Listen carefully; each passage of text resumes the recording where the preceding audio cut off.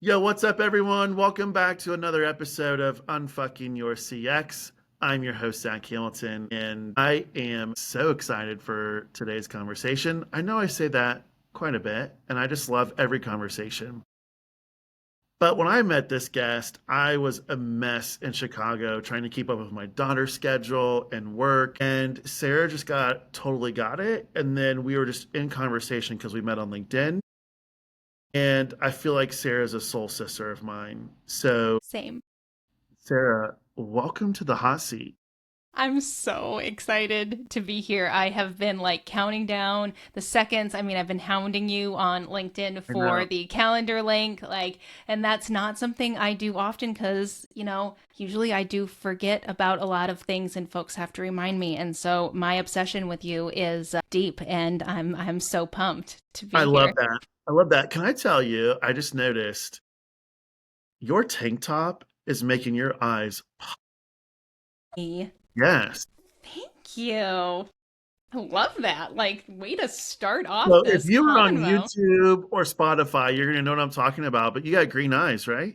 No, I've got blue eyes, but it actually it's giving like blue green vibes that Yes, I'm it really is. Your kind of green feeling tank top right is now. giving you the green eye.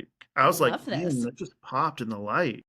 I love this. I'm just now staring at my eyes, and I'm going to do that the entire conversation. So if I'm not looking at you, it's not a rude thing. I'm just now obsessed with what you I pointed know. out. No big I deal. totally get it. Thanks. But Sarah, we're gonna talk about, a topic today. I still don't know what it is, which is cool because I love not knowing what the topics are. But typically when we as CXers dig in on a specific topic that typically everyone is thinking, but we don't want to say it out loud. It takes a lot of courage. Those Hmm. conversations just don't happen, right? They take a safe That's right. space. So Yep. set the scene for us. Where are we having this conversation? Like, are we having some liquid courage at a favorite pub? Are we at a favorite restaurant? Is it happening somewhere else? Like, where's this going down? We are having this conversation at one of our favorite, like, dive restaurants where you can be as loud and crude as humanly possible as you are gobbling up the best mediocre pizza so that you can eat too much of it and feel so good about it after. And yeah, that's where we're at. I love those types of places. Dive Me too. bars, dive restaurants, especially when you're in the South. Like, I learned this when I was in Atlanta. If you wanted to find like the best barbecue, you had to go find like the worst dives. Yes.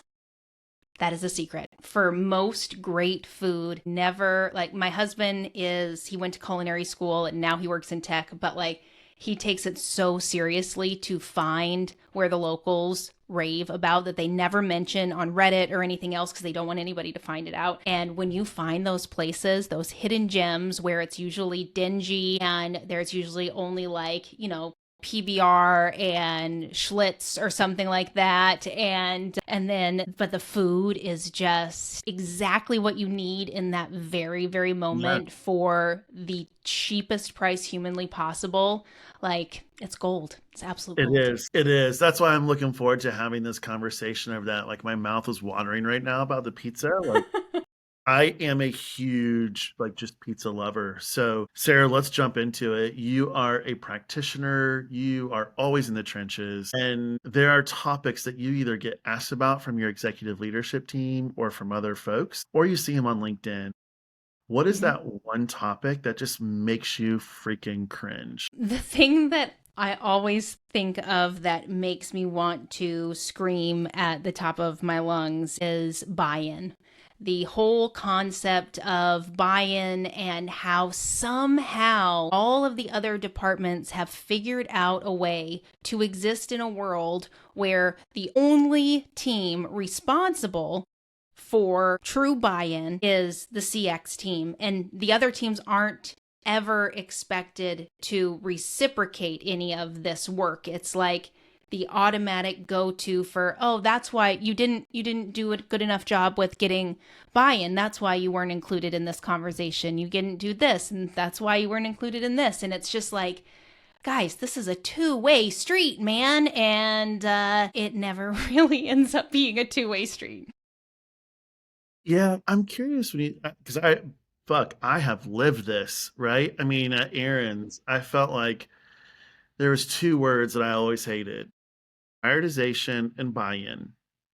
And I'm curious, I think I might have a take, but I'm going to ask you first. What's your take? Like, why do we always get bitch slapped with buy-in? Because it's a really easy thing to dismiss you with. Because a lot of the time, you don't have to really give examples, and often you don't get examples because usually folks like us don't get a lot of that feedback that actually gets you closer to where you need to go. And it's just a really quick finger point that knocks you out every time you hear it because you are trying so fucking hard to get in the rooms and to have the conversations and to build those bridges, and then they dump the buy-in on you and you are just speechless, and then they move on. Yeah, I'm with you. Here's what I'm thinking. I'd love your thought is one, as CXers, we are not held accountable to any of those KPIs that are directly responsible to the P&L. We don't manage those teams and we don't have budgets. Yep. So I think that's one. So true. Yep. Right. I think the other piece we get slapped with buy-in is because we show up with vanity metrics and text analytics and we speak customer. And let's just be honest, they have no idea what we're even talking about because we don't speak their language. And so they don't, quote unquote, buy in. Yes. And the counter to that, that is another thing that pisses me off to no end, is we are then expected to learn every single other language and perfect it, usually without any sort of mentorship, coaching, guidance. And no one ever asks how to learn our language, ever. Yeah, agree. Look, there's not a playbook on CX, right? Because it's not in traditional universities or colleges. No, it's new. I mean, this So version new. has been around, what, 10 years? And it's Yeah. always growing and changing? Yeah. Yeah. And to me, I think that is one of the things that I have reflected on the most. And one of the things that I try to create now. I tried to create it when I was at Aaron's, and I think I was okay successfully at doing it. But it's very intentional now is what's that shared taxonomy across the organization. So we are all talking about the exact same thing. Doesn't matter if you are the CX leader or the marketing leader, we all have a shared vocabulary and taxonomy that we all know. So it's not multiple different languages, it's one language. Yep. No, I think that that's such a valuable thing to call out. And it's the reason why there's so many silos that exist that expand as the companies expand, because once these companies start to grow, once they get out of that moment where every person knows everybody, everybody's collaborating all the time, and then suddenly the teams are just a little bit too big, or there's a rocky moment and the people that hold a lot of the power, with power usually ends up coming like fear and ego show themselves in trying times. And so they try to hoard as much as they can so that they can keep that control, because that's the thing that feels the safest. And so then they start to create those silos, and those silos start to become the foundation. And so then everyone thinks that they're speaking all of these different languages. They have their own version of the exact same language. And instead of pausing and thinking, hold on a second, what is the one thing that actually keeps this company in business? It is the customer. And how do we figure out how to understand who has already signed up for us, who has already believed in us and trusted in us? How do we figure out what it was about us that they cared enough about to give us money? Lock into that. And I've started to enter into job interviews, and when I join new teams, one of the first things that I say is, I am not here to convince you that the customer is important. Like, the customer has proven itself to be important for way too long. We are too far into this journey for me to come in and be expected to prove to you through all of these different methods that you should listen to the stuff that exists on my side here. I want to join teams that are curious. I want to join companies that are curious. I want to be in a space where conversations around data are at the root of everything, because you learn once you start to climb up the ladder in the CX space that the thing that kind of fucks us over often is because we're talking feelings so much with customers all the time. Everything is related to your gut feeling. Everything is related to the customer's feeling, trying to translate those bits that you think that that's going to be an easy conversation win to have with somebody else. These folks are feeling really, really stressed about this new product feature that you just launched. Like, they are pissed, they are stressed. These are just a struggle right now, but we don't have any data to back it up. And for a long time, it was because a lot of the systems didn't provide us with the data that we needed, or we didn't know how to read it. Luckily, that's changing. But you learn, yes, they may still block you, but if you extract the feeling from everything, and if you just come with every single data point that tells the story in a way that is compelling, that is very dynamic and structurally sound, then you need to feel good about it. Like, you have done your bit. You have presented this, and you ask questions, you stay curious, you ask if there's anything else that mattered that they would have liked to have seen, or anything they would have liked to have changed. And if they say no and then continue to exclude you, then that's not on you. That's not on you. You can't carry that weight with you. And I think for too long, we have felt like we've had to carry that weight and try and pivot and contort ourselves to convince other teams that the customer is important and that we have information that will make the company better. And I'm just sick of that being where we have to stay forever. Yeah, one, I love it. You gave me some goosebumps, and I was taking some notes. And I think so far we're early in season 2 right now, and the common theme right now has been either data, not feelings, or finance, not feelings. And so everyone is talking about drop the feelings. Like, we get it, right? It's showing up in text analytics. We see sentiment analysis, but quite frankly, drop the feelings. Let's talk about objective data, storytelling. What's the impact? And I think this is kind of that great moment of, so Sarah, if you think about making this shift, what's the first player tip? First player tip is to look at your data, to start to understand your data, and to start doing root cause analysis on those customer interactions. That changed my life. I did it manually for every single ticket that came in for 4 years straight. And I didn't have the tools. I just had myself. And I found sales opportunities, documentation gaps, celebratory opportunities for my team that would have gone missed otherwise. All of these little things that exist in the easiest, simplest interactions. That is one of the things that I do love about CSAT, because you get to see that resetting somebody's password made their day enough that they took a minute to give you a really good rating, and you miss that otherwise. But learn your data, learn the trends, and don't just look at 5 tickets. You've got to look at every single ticket, because if you don't look at every single ticket, then they're going to start asking questions that you're not going to have the answer for, and then you've just shot yourself in the foot. I love that. I love that. My philosophy when I was at Aaron's with my team was, we spend 99% of our time in the feedback and the comments doing very similar things, right? That you were doing, triaging it. But you know what? It stuns me the most. And I hate to say this, and I'm not ragging on our CXers, but you know how many CXers don't even know how to do a fucking root cause analysis? Yeah. Just start with the 5 whys. Very basic. Ask the 5 whys and go down. And I think this is why we struggle with buy-in. Yes. Because every good executive leader is fundamentally going to ask you 2 to 3 questions. And if you can't... Nope. But you can't be confident when you enter into the room if you do not understand every single angle. But on the flip side of that, I think the cause of a lot of this is because we are still so understaffed. We are still so in the weeds, and you have to be able to breathe.